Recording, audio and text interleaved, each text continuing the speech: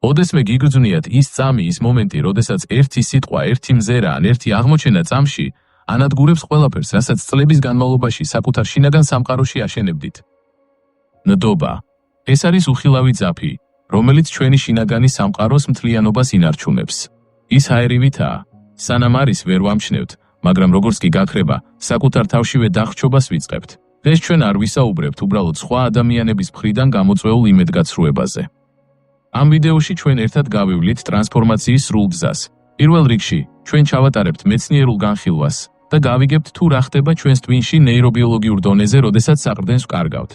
შემდეგ, გადავალთ სიღრმისეულ ანალიზსა და მომზადებაზე გავშიფრავთ თუ რატომ რეაგირებს ჩვენი ფსიქიკა ასე მტკივნეულად და როგორ მოვამზადოთ გონება აღდგენისთვის. რაც მთავარია, ჩვენ ვისაუბრებთ ურთიერთობების მოგვარებასა და ნდობის აღდგენის გზებზე. დაგიზიარებთ კონკრეტულ მეთოდებს, თუ როგორ შეუძლია ცალკეულმა ინდივიდმა კვლავ იპოვოს ძალა კავშირების ასაშენებლად. ბოლოს კი ამ ყველაფერს ფილოსოფიური კუთხით შევაჯამებთ, რათა დავინახოთ როგორ გავხდეთ უფრო მტკიცენი ამ გამოცდილების შემდეგ. თქვენ ახლა იმყოფებით ზღვარზე, სადაც მეცნიერება ხვდება ფილოსოფიას, ხოლო ბიოლოგია შინაგან ტკივილს. მოგესალმებით, თქვენ იმყოფებით არხზე ზურატუსტრა. სანამ უშუალო თემაზე გადავალთ, გთხოვთ გამოიწეროთ არხი, დაალაიკოთ ეს ვიდეო და გააზიაროთ, რათა სხვებსაც დავეხმაროთ ამ რთული გზის გაცნობიერებაში. ნდობა არ არის მხოლოდ ემოცია ან აბსტრაქტული ფილოსოფიური ცნება. თუ ჩვენ ჩავიხედავთ ადამიანის ორგანიზმის სიღრმეში, დავინახავთ, რომ ეს არის რთული ბიოქიმიური მექანიზმი, რომელიც მილიონობით წლის განმავლობაში ყალიბდებოდა ჩვენი გადარჩენისთვის. როდესაც ჩვენ ვენდობით, ჩვენი ტვინი გამოიმუშავებს ოქსიტოცინის ნივთიერებას, რომელსაც ხშირად სიყვარულისა თუ კავშირის ჰორმონს უწოდებენ. ოქსიტოცინი ამცირებს შფოთვას, თიშავს თავდაცვით რეაქციებს და გვაძლევს საშუალებას სხვა ადამიანთან უსაფრთხოდ ვიგრძნოთ თავი. ეს არის ბიოლოგიური წებო, რომელიც საზოგადოებას კრავს. მაგრამ რა ხდება მაშინ, როდესაც ეს ძაფი წყდება? როდესაც ადამიანი გვატყუებს ან გვღალატობს, ჩვენი ტვინი ამას აღიქვამს არა უბრალოდ შეცდომად, არამედ ფიზიკურ საფრთხედ. ამ მომენტში აქტიურდება ამიგდალა, ტვინის ის ნაწილი, რომელიც პასუხისმგებელია გადარჩენაზე, შიშსა და აგრესიაზე. ნდობის დაკარგვა ორგანიზმისთვის იგივეა, რაც ფიზიკური ტკივილი. ნეირობიოლოგიურ დონეზე, ღალატისგან გამოწვეული ტკივილი და ფიზიკური დაზიანებით გამოწვეული ტკივილი ტვინის ერთსა და იმავე უბნებს ააქტიურებს. სწორედ ამიტომ არის ეს პროცესი ასეთი მტანჯველი. მოდით, უფრო ღრმად ჩავიდეთ ფსიქოლოგიურ ასპექტებში. ფსიქოლოგიაში არსებობს ტერმინი ბაზისური ნდობა. ეს არის ფუნდამენტი, რომელიც ბავშვობაში იყალიბება. თუ ეს ფუნდამენტი ირღევა, ადამიანის სამყაროს აღიქვამს, როგორც მტრულ გარემოს. როდესაც ზრდასრულ ასაკში ვინმე ჩვენს ნდობას ბოროტად იყენებს, ეს არ არის მხოლოდ ერთი კონკრეტული ადამიანის დაკარგვა. ეს არის საკუთარი უსაფრთხოების განცდის ნგრევა. ჩვენ ვკარგავთ უნარს, ვიწინასწარმეტყველოთ მომავალი. ჩვენი გონება შედის ჰიპერვიგილანტობის მდგომარეობაში, ანუ მუდმივი მოლოდინის რეჟიმში, რომ დარტყმა ნებისმიერი მხრიდან შეიძლება მოვიდეს. მეცნიერული თვალსაზრისით, ნდობის კრიზისი იწვევს კორტიზოლის სტრესის ჰორმონის მკვეთრ მატებას. ეს ნიშნავს, რომ თქვენი სხეული იმყოფება მუდმივ საბრძოლო მზადყოფნაში. გული უფრო სწრაფად ცემს, ძილი ირღვევა, კუნთები დაჭიმულია. თქვენი ბიოლოგია გეუბნებათ, რომ გარემო სახიფათოა. ფსიქოლოგიური კუთხით კი ამას ემატება კოგნიტური დისონანსი. თქვენს გონებაში არსებული ხატი იმ ადამიანისა, რომელიც გიყვარდათ, ეჯახება რეალობას, სადაც მან ზიანი მოგაყენათ. ეს ორი ურთიერთგამომრიცხავის სურათი ერთმანეთს ებრძვის და სწორედ ეს ბრძოლა გვაცლის ენერგიას. და აი აქ შემოდის პირველი ფილოსოფიური შტრიხი ამ მეცნიერულ ქაოსში. ძველი სტოიკოსები მიიჩნევდნენ, რომ ჩვენი ტკივილი მოდის არა თავად მოვლენიდან, არამედ ჩვენი წარმოდგენიდან ამ მოვლენაზე. თუ ბიოლოგია გვაიძულებს ვიტანჯოთ, ფილოსოფია გვთავაზობს დისტანცირებას. მარკუს ავრელიუსი ამბობდა, საუკეთესო შურისძიებაა, არ დაემსგავსო მას, ვინც გავნო. როდესაც ჩვენი ნეირონები ყვირიან სამართლიანობისა და პასუხის მოთხოვნით, ფილოსოფია გვახსენებს, რომ ჩვენი შინაგანი მშვიდობა არ უნდა იყოს დამოკიდებული სხვის არასწორ ქმედებებზე. ჩვენი ტვინი პლასტიკურია. ისევე როგორც მას შეუძლია დაზიანდეს ღალატისგან, მას აქვს უნარი, თავიდან აიგოს კავშირები. მაგრამ მანამ, სანამ აღდგენაზე ვისაუბრებთ, უნდა ვაღიაროთ ეს ბიოლოგიური კატასტროფა, რომელიც ჩვენ შიგნით ტრიალებს. ჩვენ უნდა გავიგოთ, რომ ის, რასაც გვგრძნობთ, არ არის სისუსტე. ეს არის ჩვენი ევოლუციური მექანიზმი, რომელიც ცდილობს დაგვიცვას შემდგომი ტკივილისგან. თუმცა, თუ ამ მექანიზმს სამუდამოდ ჩართულს დავტოვებთ, ჩვენ ვერასდროს შევძლებთ ნამდვილ სიახლოვეს. მოდით, კიდევ უფრო ღრმად ჩავიდეთ ამ ნეირობიოლოგიურ და ფსიქოლოგიურ ლაბირინთში სადაც ნდობის მსხვერპლობა არა მხოლოდ ემოციურ, არამედ სტრუქტურულ ცვლილებებსაც იწვევს ჩვენს არსებაში. როდესაც ნდობა ქრება, ჩვენი გონება იწყებს რეკონსტრუქციის მტკივნეულ პროცესს. მეცნიერულად ამას პოსტტრაუმული კოგნიტური სქემების გადაწყობა ეწოდება. წარმოიდგინეთ, რომ თქვენს თავში გაქვთ რუკა, რომლითაც სამყაროში გადაადგილდებით. ამ რუკაზე აღნიშნულია, ვინ არის მეგობარი, ვინ საიმედო პარტნიორი და სად არის უსაფრთხოების ზონები. ღალატი ამ რუკას ცეცხლს უკიდებს. წვინი ვეღარ ეყრდნობა ძველ მონაცემებს და იწყებს ყველაფრის ეჭქვეშ დაყენებას. სწორედ ამიტომაა, რომ ნდობის დაკარგვის შემდეგ ადამიანს უჭირს არა მხოლოდ იმ კონკრეტული პიროვნების დაჯერება, არამედ ზოგადად სამყაროსადმი ნდობის აღდგენა. ფსიქოლოგიური კუთხით აქ ირთვება ეგრეთ წოდებული დამცავი პროექცია. ჩვენი ქვეცნობიერი ცდილობს აგვიშენოს კედელი, რათა მსგავსი ტკივილი აღარასდროს განმეორდეს. ეს კედელი ხშირად ვლინდება ცინიზმში, იზოლაციაში ან ემოციურ სიცივეში. ჩვენ ვამბობთ, მე აღარავის ვენდობი, მაგრამ სინამდვილეში ჩვენი ტვინი ამბობს, მე მეშინია კიდევ ერთი ბიოლოგიური განადგურების. ეს არის გადარჩენის ინსტინქტი, რომელიც სამწუხაროდ ჩვენსავე განვითარებას აფერხებს. ჩვენი პრეფრონტალური ქერქი, ტვინის ის ნაწილი, რომელიც ლოგიკურ გადაწყვეტილებებს იღებს, პარალიზებულია ემოციური შოკისგან. საინტერესოა, როგორ უყურებს ამ პროცესს ფილოსოფია უფრო ღრმა ჭრილში. ეგზისტენციალისტი ფილოსოფოსები, მაგალითად ჟან-პოლ სარტრი, მიიჩნევდნენ, რომ ნდობა არის თავისუფლების აქტი. როდესაც ვენდობით, ჩვენ ვიღებთ რისკს, რომ დავმარცხდეთ. ნდობა არ არის გარანტია, ის არის არჩევანი გაურკვევლობის პირობებში. შესაბამისად, ნდობის კრიზისი არის არა მხოლოდ სხვისი შეცდომა, არამედ ჩვენივე თავისუფლების წინაშე დადგომა. ჩვენ ხვდებით, რომ სხვა ადამიანი არის სხვა, თავისი გაუგებარი მოტივებითა და შესაძლებლობით გვადგინოს. ეს არის მომენტი, როდესაც ჩვენი ბავშვური ილუზია სამყაროს უსაფრთხოებაზე საბოლოოდ იმსხვრევა. ნეირობიოლოგია გვეუბნება, რომ ამ მდგომარეობიდან გამოსვლა სჭირდება დრო და ეგრეთ წოდებული ნეიროპლასტიურობის გააქტიურება. ნდობის აღდგენა არ ნიშნავს ძველი მდგომარეობის დაბრუნებას, ეს შეუძლებელია. ეს ნიშნავს ახალი ნეირონული გზების გაყვანას. ფილოსოფიურად ეს გავს ნიჩესეულ ზეკაცის იდეას ადამიანის, რომელიც იღებს ტკივილს, გადახარშავს მას და ხდება უფრო ძლიერი, ვიდრე მანამდე იყო. ჩვენ უნდა ვისწავლოთ ცხოვრება ნაწიბურებით. ბიოლოგიურ დონეზე, იმისათვის რომ სტრესის ჰორმონებმა დაიწიოს, ჩვენ სისტემას სჭირდება ახალი, პოზიტიური სოციალური გამოცდილებები. ეს არის პარადოქსი. იმისთვის რომ ნდობის კრიზისი დავძლიოთ, ჩვენ ისევ ნდობა გვჭირდება, ოღონდ ამჯერად გაცილებით ფრთხილი და გაცნობიერებული. ჩვენ ვეღარ ვიქნებით გულუბრყვილოები. ნდობის მეორე ნაწილი არის არა ბრმა რწმენა, არამედ გააზრებული რისკი და ბოლოს ამ ატრიბუტის დასასრულს უნდა დავფიქრდეთ ერთ რამეზე. ნდობის დაკარგვა არის შანსი დავინახოთ რეალობა ისეთი, როგორიც არის ყოველგვარი ფილტრების გარეშე. ეს არის მტკივნეული, მაგრამ გამწმენდი პროცესი. როგორც ფილოსოფიური სკოლა კინიზმი გვასწავლის, სიმართლე ხშირად მწარეა, მაგრამ მხოლოდ სიმართლეზე დაყრდნობით შეიძლება აშენდეს ის, რაც აღარასდროს დაინგრევა. ჩვენი ტვინი ამ მომენტში სწავლობს ყველაზე რთულ გაკვეთილს. როგორ ვიყოთ მთლიანები მაშინაც კი, როდესაც ჩვენი ნაწილი მოტყუებული და განადგურებულია. ნდობის მსხვერპლობა არ არის მხოლოდ ემოციური დისკომფორტი. ეს არის მომენტი, როდესაც თქვენი შინაგანი სამყაროს არქიტექტურა უმნიშვნელოვანეს საყრდენ ბოძს კარგავს. ნდობა, თავისი არსით, წარმოადგენს ფსიქოლოგიურ შეთანხმებას, სამყაროსთან, რომ გარემო არის პროგნოზირებადი, სტაბილური და უსაფრთხო. როდესაც ეს უხილავი ხელშეკრულება ცალმხრივად ირღვევა, ინდივიდი ვარდება ეგზისტენციალურ ვაკუუმში, სადაც ნაცნობი ორიენტირები ქრება. ანალიზის პროცესი უნდა დავიწყოთ იმის გააზრებით, თუ რატომ არის ეს ტკივილი ასეთი ყოვლისმომცველი და ფიზიკურად შეგრძნებადი. ფსიქოლოგიაში არსებობს ბაზისური ნდობის ცნება, რომელიც ადამიანის პიროვნების ფუნდამენტს წარმოადგენს. როდესაც ზრდასრულ ასაკში ვინმე ამ ნდობას გვიმსხვრევს, ჩვენი ქვეცნობიერი ამას აღიქვამს არა როგორც ლოკალურ კონფლიქტს, არამედ როგორც პირდაპირ საფრთხეს ჩვენი გადარჩენისთვის. სწორედ ეს იწვევს პარალიზების, ჰაერის უკმარისობისა და სამყაროსგან გაუცხოების შეგრძნებას. მომზადების ფაზა, რომელიც უშუალოდ აღდგენის პროცესს უძღვის წინ, ჩვენგან უკიდურეს პატიოსნებას მოითხოვს. ჩვენ უნდა გავაანალიზოთ საკუთარი ნდობის რადიუსი. დაფიქრდით, როგორ ანაწილებთ ნდობას.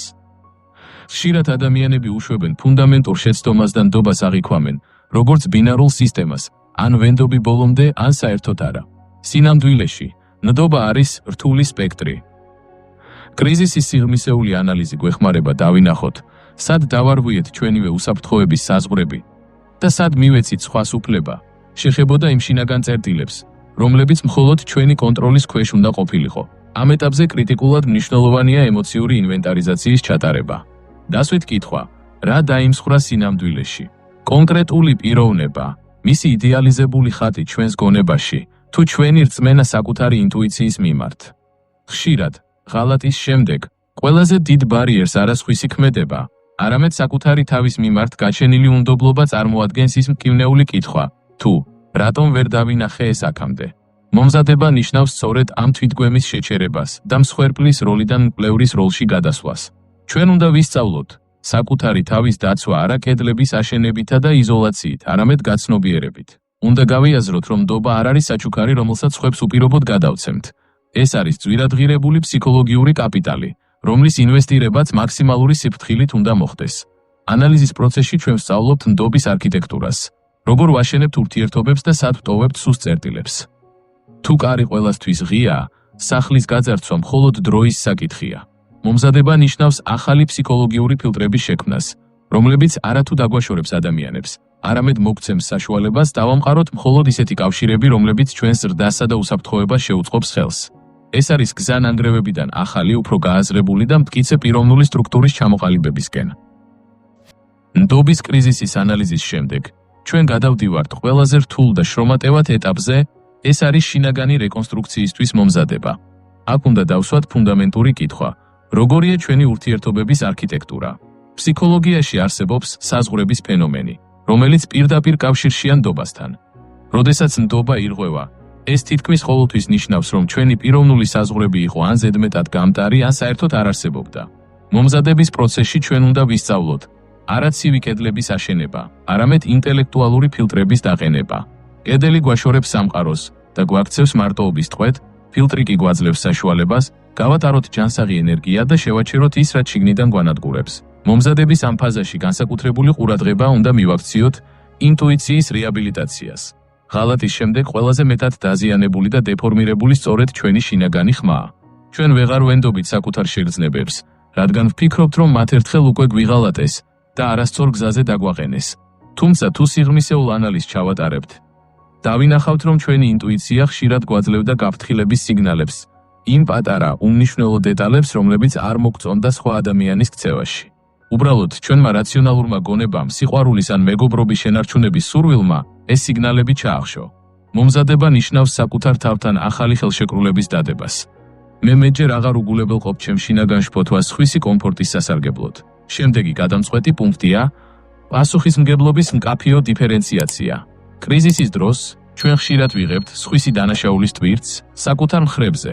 ჩვენს გონებაში ტრიალებს კითხვები: რა დავაშავე? რატომ ვერ ვიყავი საკმარისად კარგი, რომ არ ეღალატად?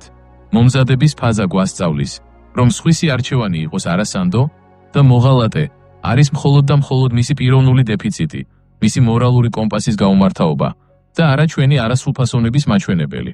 ამ სიმართლის გაცნობიერება ათავისუფლებს უზარმაზარ ემოციურ ენერგიას, რომელიც აქამდე თვითგვემასა და დეპრესიას ხმარდებოდა. ახლა ეს ენერგია შეგვიძლია მივმართოთ ჩვენი პიროვნების აღდგენისკენ. ნდობის აღდგენისთვის მომზადება ასევე მოითხოვს მოლოდინების რადიკალურ მენეჯმენტს. ჩვენ უნდა დავანგრიოთ ბავშვური ილუზია აბსოლუტურ, გარანტირებულ ნდობაზე. რეალურს დასრულ სამყაროში ნდობა არის დინამიკური პროცესი, რომელიც მუდმივ დაკვირვებასა და დადასტურებას საჭიროებს. ჩვენ ვემზადებით იმისთვის, რომ მომავალ ურთიერთობებში ვიყოთ არა ბრმად მიმდობნი, არამედ გაცნობიერებულად ღიანი. ეს ნიშნავს, რომ ჩვენ ვიღებთ რისკს, მაგრამ ეს არის გათვლილი, ზრდასრული რისკი. ჩვენ უკვე ვიცით ჩვენი რეალური ფასი და რაც მთავარია, ვიცით ჩვენი გადარჩენის მექანიზმები იმ შემთხვევისთვისაც კი, თუ იმედგაცრუება კვლავ განმეორდება. ჩვენ აღარ გვეშინია ნგრევის, რადგან უკვე ვიცით როგორ ავაშენოთ თავიდან. საბოლოო ჯამში, მომზადება არის პროცესი, სადაც მსხვერპლი გარდაიქმნება სტრატეგად. ჩვენ აღარ ველით პასიურად, რომ სამყარო იქნება სამართლიანი და ყველა ადამიანი კეთილსინდისიერი. ამის ნაცვლად, ჩვენ ხდებით საკუთარი შინაგანი ციხესიმაგრის მცველები. ჩვენ ზუსტად ვიცით, ვისთვის არის გაღებული ჩვენი სულის ჭიშკარი და ვისთვის რჩება ის სამუდამოდ დაკეტილი. ეს სიმტკიცე არ მოდის აგრესიიდან, ან სიძულვილიდან, ის მოდის ღრმა თვითშემეცნებიდან და საკუთარი საზღვრებისა და ღირებულებების პატივისცემიდან. თქვენი ამოცანაა, ამ ნანგრევებიდან გამოიტანოთ არა მხოლოდ ტკივილი, არამედ გამოცდილება, რომელიც თქვენს ნდობას უფრო ხარისხიანს და შერჩევიც გახდის. სწორედ ეს არის ნამდვილი მომზადება, როდესაც შიში იცვლება ცოდნით, ხოლო გაურკვევლობა შინაგანი დისციპლინით. ჩვენ მივედით ჩვენი ტრანსფორმაციის გზის ყველაზე პრაქტიკულ და გადამწყვეტ წერტილამდე. მეოთხე ატრიბუტი ეს არის ურთიერთობების მოგვარებისა და ნდობის რეალური ფუნდამენტური აღდგენის ეტაპი. თუ წინა ეტაპებზე ჩვენ ვაანალიზებდით ტკივილს, ვიკვლევდით ტვინის ნეირობიოლოგიურ რეაქციებს და ვამზადებდით ფსიქიკას გადარჩენისთვის, ახლა დროა უპასუხოთ მთავარ კითხვას. როგორ დავაბრუნოთ ნდობა იქ, სადაც მხოლოდ ნანგრევები დარჩა? ნდობის აღდგენა არ არის უბრალო პატიება ან წარსულის დავიწყება. ეს არის რთული, მრავალშრიანი ფსიქოლოგიური კონსტრუქცია, რომელიც მოითხოვს ქირურგიულ სიზუსტეს, უდიდეს მოთმინებას და ორივე მხარის სრულ გაცნობიერებულ ძალისხმევას. პირველი და ყველაზე მნიშვნელოვანი პრინციპი, რომელზეც ურთიერთობის მოგვარება დგას, არის რადიკალური პასუხისმგებლობის აღება. თუ ნდობა დაირღვა, მისი აღდგენის პროცესი ვერც კი დაიწყება, თუ ის მხარე, რომელმაც ნდობა გაამტყუნა, არ აღიარებს ჩადენილ ყოველგვარი თავის მართლების გარეშე. ნდობის აღდგენის პროცესში არ არსებობს ადგილი დანაშაულის გადაბრალებისთვის.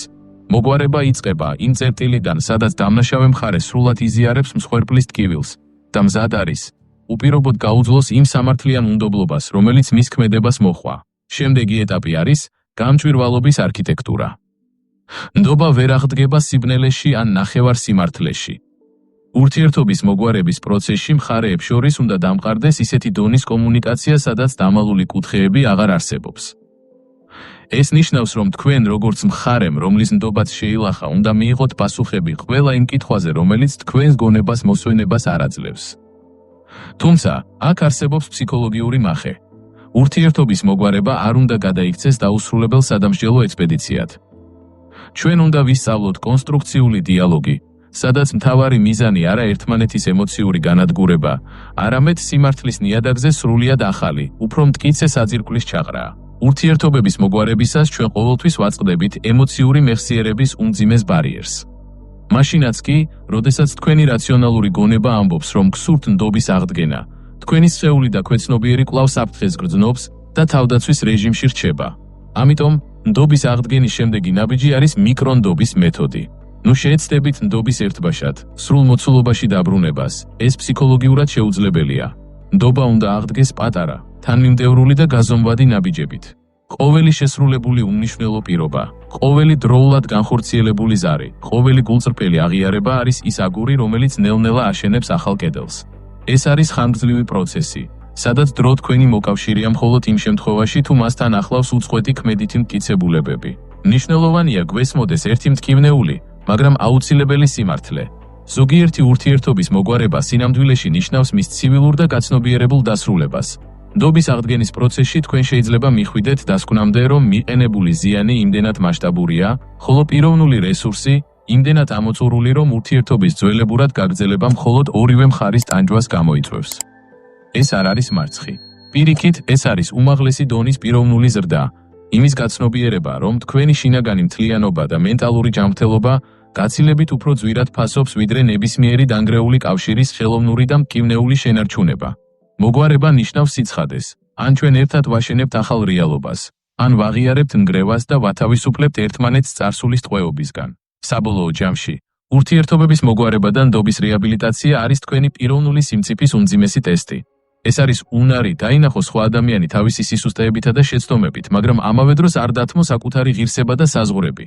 ჩვენ ვსწავლობთ ნდობის ხელოვნებას, არა იმიტომ, რომ ადამიანები არასდროს ცდებიან, ადამიანები ყოველთვის დაუშვებენ შეცდომებს, არამედ იმიტომ, რომ ჩვენ გვაქვს შინაგანი ძალა, გადავიტანოთ ეს დარტყმები, გამოვიტანოთ დასკვნები და კვლავ ვიპოვოთ გზა სიახლოვისკენ. ეს არის შეგნებული არჩევანი. ვიყოთ ღია სამყაროსთვის, მაგრამ ამავდროულად ვიყოთ აღჭურვილნი იმ ცოდნითა და გამოცდილებით, რომელიც ამ კრიზისმა მოგვიტანა. ნამდვილი ნდობა, რომელიც ნანგრევებზე შენდება, ხშირად უფრო მტკიცე და გამძლეა, ვიდრე ის პირველადი ბრმა ნდობა, რომელიც ჯერ კიდევ არ იყო გამოცდილი ცხოვრებისეული ქარტეხილებით. ურთიერთობების მოგვარების პროცესში, მას შემდეგ, რაც პირველადი ემოციური შოკი გაივლის, ჩვენ მივდივართ ყველაზე რთულ და შრომატევად ეტაპამდე. ეს არის ახალი ფსიქოლოგიური კონტრაქტის გაფორმება. უნდა გვესმოდეს ერთი ფუნდამენტური ჭეშმარიტება. ძველი ურთიერთობა, თავისი წესებით, გადაუმოწმებელი მოლოდინებითა და იმ ბავშვური ილუზიით, რომ ჩვენთან ეს არასდროს მოხდება, უკვე აღარ არსებობს. ის წარსულს ჩაბარდა იმ წამს, როდესაც ნდობის პირველი ბზარი გაჩნდა. ურთიერთობის მოგვარების ეს დასკვნითი ფაზა გულისხმობს არა ძველის რესტავრაციას, არამედ სრულიად ახალი სტრუქტურის აშენებას ნანგრევებზე. ეს არის პროცესი, სადაც ორივე მხარე სრულიად აცნობიერებს მომხდარის სიმძიმეს, მაგრამ გაცნობიერებულად და პასუხისმგებლობით ირჩევს საერთო მომავალს. ამ ეტაპზე კრიტიკულად აუცილებელია ემოციური ვალიდობის შენარჩუნება. ნდობის აღდგენა არ არის სწორხაზოვანი გზა. ის უფრო ოკეანის ტალღებს გავს. იქნება დღეები, როდესაც გეგონებათ, რომ ყველაფერი დაალაგდა, კივილმა გაიარა და კვლავ შეგიძლიათ სუნთქვა. მაგრამ მოულოდნელად, რომელიმე მცირე დეტალმა, ნაცნობმა სუნმა ან შემთხვევითმა სიტყვამ შესაძლოა წარსული ტრავმა ახალი ძალით ამოხეთქოს. მოგვარების ხელოვნება სწორედ იმაში მდგომარეობს, რომ ამ რეგრესიის მომენტებში არ დაუშვათ ურთიერთობის ხელახალი ნგრევა. მხარისგან, რომელმაც ნდობა გაამტყუნა, ეს მოითხოვს თითქმის ანგელოზურ მოთმინებასა და თანაგრძნობას. მან უნდა გააცნობიეროს, რომ მსხვერპლის ეჭვი და შიში არის არა თავდასხმა, არამედ ფსიქიკის ბუნებრივი თავდაცვითი რეაქცია. პრაქტიკულ ჭრილში ჩვენ ვიყენებთ რადიკალური გულწრფელობის მეთოდს. ეს აღარ არის მხოლოდ ინფორმაციის მშრალი გაზიარება. ეს არის საკუთარი შიშების, ყველაზე ბნელი სისუსტეებისა და იმ ფარული მოტივების გაშიშვლება, რამაც კრიზისამდე მიგვიყვანა. ნდობა აღდგება მხოლოდ იქ, სადაც აბსოლუტური სიმართლე უფრო მაღალ ღირებულებად იქცევა, ვიდრე პირადი კომფორტი ან საკუთარი ეგოს დაცვა.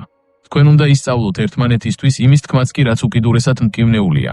გახსოვდეთ, ნებისმიერი დაფარული სიმართლე, რაც არ უნდა კეთილშობილური მოტივით იყოს ის შენახული, ყოველთვის უფრო დიდი ნაღმია, ვიდრე ყველაზე მწარე რეალობა. სწორედ ეს სიღრმისეული გულწრფელობა ქმნის იმ ახალ იმუნიტეტს, რომელიც ურთიერთობას მომავალი შოკებისგან დაიცავს. კიდევ ერთი გადამწყვეტი ფაქტორია ნდობის ინვესტიციის რაციონალური გადანაწილება. ამიერიდან თქვენი ნდობა აღარ უნდა იყოს ბრმა და ინსტინქტური. ის უნდა გახდეს გაცნობიერებული და დამსახურებული. ჩვენ ვსწავლობთ ადამიანის დაფასებას არა მისი ლამაზი დაპირებებით, არამედ მისი ქმედებების სისტემურობითა და თანამიმდევრულობით. ურთიერთობის მოგვარება ნიშნავს, რომ თქვენ აძლევთ ადამიანს შანსს, მაგრამ ამავე დროს ინარჩუნებთ მყარ პიროვნულ ავტონომიას. თქვენი ბედნიერება აღარ არის 100% დამოკიდებული სხვის კეთილსინდისიერებაზე, რადგან თქვენ უკვე გაიარეთ ჯოჯოხეთი და ზუსტად იცით, რომ გადარჩენის ძალა თქვენშივეა. ეს შინაგანი დამოუკიდებლობა, პარადოქსულად, უფრო ჯანსაღს ხდის ნდობის აღდგენის პროცესს, რადგან ის შიშსა და დამოკიდებულებაზე კი არა, თავისუფალ არჩევანზეა დაფუძნებული. ამ პროცესის განუყოფელი ნაწილია პატიების ფენომენი, რომელიც ხშირად არასწორად არის გაგებული. პატიება არ ნიშნავს მომხდარის გამართლებას, მის შემსუბუქებას ან დავიწყებას. პატიება ნიშნავს იმ მძიმე ემოციური ჯაჭვის გაწყვეტას, რომელიც თქვენ წარსულის ტკივილთან და მოღალატესთან გაჯაჭვებთ. ეს არის უდიდესი საჩუქარი, რომელსაც პირველ რიგში საკუთარ თავს უკეთებთ, რათა ბრაზისა და შურისძიების დამანგრეველი ტყვეობიდან გათავისუფლდეთ. თუ თქვენ ირჩევთ ურთიერთობის შენარჩუნებას, პატიება ხდება ის ერთადერთი ინსტრუმენტი, რომელიც საშუალებას გაძლევთ მომავალს მუდმივი საყვედურების გარეშე შეხედოთ. ეს არის ტრანსფორმაციის გზა მსხვერპლიდან თავისუფალ ადამიანამდე, რომელიც მზად არის ცხოვრების ახალი თავის დასაწერად. საბოლოოდ, ნდობის აღდგენის ეს მტკივნეული გზა გვაჩვენებს, რომ კრიზისი შეიძლება იქცეს პიროვნული ზრდის უდიდეს კატალიზატორად. ურთიერთობა, რომელიც ღალატის ქარტეხილს გადაურჩა და ნდობა ნაბიჯ-ნაბიჯ გააზრებულად ააშენა, ხშირად ბევრად უფრო ღრმა და მტკიცეა, ვიდრე ის, რომელსაც მსგავსი ეგზისტენციალური გამოცდა არ გაუულია. თქვენ ისწავლეთ სიმართლის რეალური ფასი, ისწავლეთ საკუთარი საზღვრების დაცვა და, რაც მთავარია, აღმოაჩინეთ საკუთარ თავში აღდგენის საოცარი უნარი. ეს არის თქვენი ნამდვილი გამარჯვება, როდესაც ნანგრევებიდან არა მხოლოდ ურთიერთობა, არამედ სრულიად ახალი, უფრო ბრძენი, უფრო მტკიცე და უფრო მთლიანი პიროვნება იბადება. თქვენ უკვე იცით, რომ ნდობა მსხვერპადია, მაგრამ ასევე იცით, რომ თქვენი სული ნებისმიერ მსხვერპლზე ძლიერია. ჩვენ გავიარეთ გრძელი და რთული გზა, წვინის ნეირონული კავშირებიდან დაწყებული, ურთიერთობების ნანგრევებამდე. ახლა კი მივედით იმ წერტილამდე, სადაც მეცნიერება და ფსიქოლოგია ადგილს უთმობს ფილოსოფიას. დადგა დრო, ვუპასუხოთ მთავარ კითხვას. რატომ გვიწევს ამ ტკივილის გავლა და რას გვეუბნება ნდობის მსხვერპლება ჩვენს ადამიანურ ბუნებაზე? ნდობა, თავისი არსით, არის რწმენის ფორმა. ეს არის ნახტომი უცნობში. ყოველ ჯერზე, როდესაც ჩვენ ვენდობით, ჩვენ ვამბობთ, მე ვიცი, რომ შენ შეგიძლია მატკინო, მაგრამ მე ვირჩევ რისკს. ეს არის ის, რაც გვაქცევს ადამიანებად. ფრიდრიხ ნიშე ამბობდა, რომ ის, რაც არ კლავს, გვაძლიერებს. თუმცა, ნდობის შემთხვევაში საქმე უფრო რთულადაა. ღალატი არ კლავს ფიზიკურად, მაგრამ ის კლავს იმ ადამიანს, რომელიც ჩვენ ვიყავით ამ მომენტამდე. სწორედ აქ იწყება ნამდვილი ფილოსოფიური ტრანსფორმაცია. თქვენ აღარ ხართ ის ადამიანი, ვინც ამ ვიდეოს ყურება დაიწყო.